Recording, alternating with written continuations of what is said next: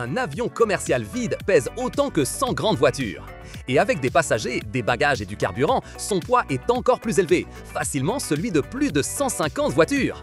Comment est-il possible qu'une machine si lourde ne tombe pas du ciel? Quelle magie le maintient flottant là-haut, des milliers de mètres au-dessus de nous? Dans Explorando, nous allons découvrir la science derrière cette étonnante danse dans les airs. Le premier secret de pourquoi un avion vole réside dans ses ailes. Regarde bien l'aile d'un avion. Remarques-tu comme elle est courbée au-dessus et presque plate en dessous? Cette forme est la clé. Pense à l'air comme une rivière qui coule autour de l'aile. Quand l'avion avance, l'air se divise. Une partie passe au-dessus de la courbe et l'autre en dessous. Comme l'air du dessus doit parcourir plus de distance à cause de la courbe, il s'accélère, il va plus vite. Et l'air du dessous, en parcourant un chemin plus court, va plus lentement. Imagine que tu mets ta main à plat par la fenêtre d'une voiture en mouvement. Si tu l'inclines un peu, tu la sens pousser vers le haut, n'est-ce pas? Avec l'aile, il se passe quelque chose de similaire. L'air qui va vite au-dessus pousse l'aile avec moins de force. Mais l'air qui va lentement en dessous pousse l'aile avec plus de force. Cette différence, cette force plus grande venant d'en dessous, est ce qui pousse l'aile vers le haut, soulevant l'avion. À cette force qui soulève l'avion, nous l'appelons portance. Plus l'avion va vite, plus cette portance est forte et plus il s'élève. Ainsi, grâce à la forme spéciale de ses ailes, l'avion peut flotter dans le ciel. Mais les ailes ne font que soulever l'avion. Qu'est-ce qui le pousse vers l'avant avec cette vitesse incroyable? C'est là qu'entrent en jeu les puissants moteurs à réaction de l'avion.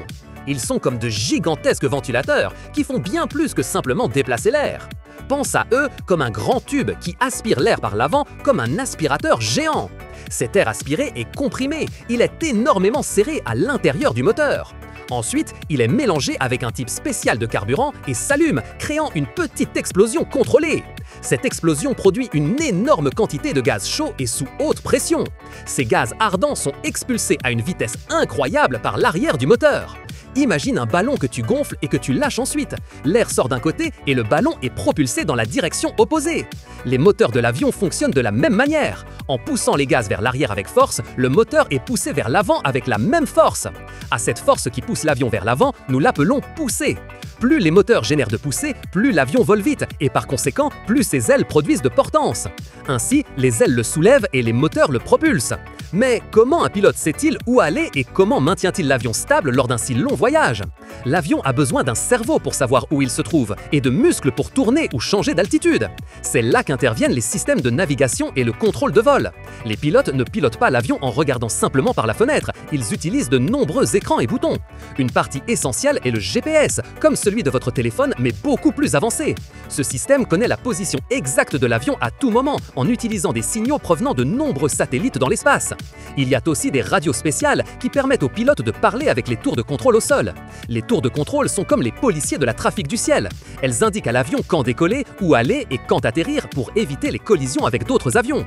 De plus, l'avion dispose d'un pilote automatique qui est comme un robot qui aide à maintenir le cap et l'altitude sans que le pilote ait besoin d'avoir les mains sur les commandes tout le temps. Et pour tourner, monter ou descendre, l'avion a des parties mobiles sur les ailes et la queue. Sur les ailes, il y a des pièces appelées ailerons qui bougent pour que l'avion s'incline et puisse tourner. À l'arrière des ailes, il y a d'autres pièces appelées volets qui s'abaissent pendant le décollage et l'atterrissage pour donner plus de portance ou pour freiner.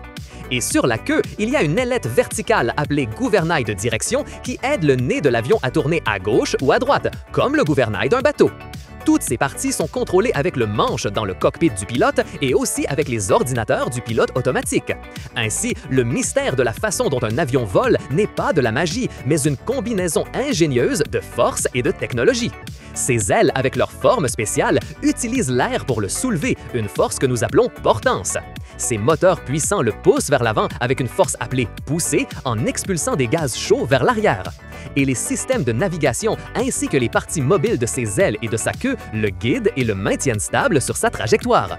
Tout cela travaillant ensemble permet à une machine si lourde de voler de manière sûre et efficace partout sur la planète. Les explorateurs ont découvert l'incroyable fonctionnement des avions.